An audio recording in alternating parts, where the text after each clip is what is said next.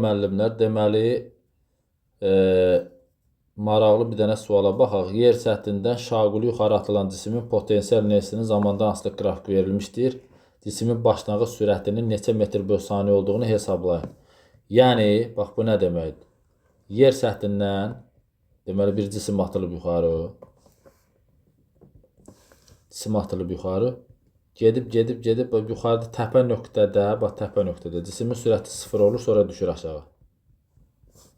Bax, təpə nöqtədə cismin sürəti 0 olur, sonra düşür aşağı.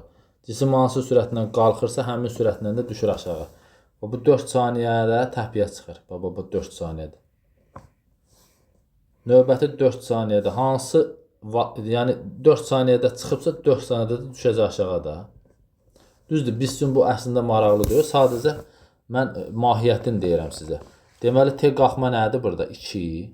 T qalxmanın değerini yazıram. V0 bölü J bərabər 2. Buradan V0 nəyə bərabər olacaq? T qalxma 4. Bu da olacaq 40 metr bölünmüş saniyə. Deməli, cavab nə olacaq?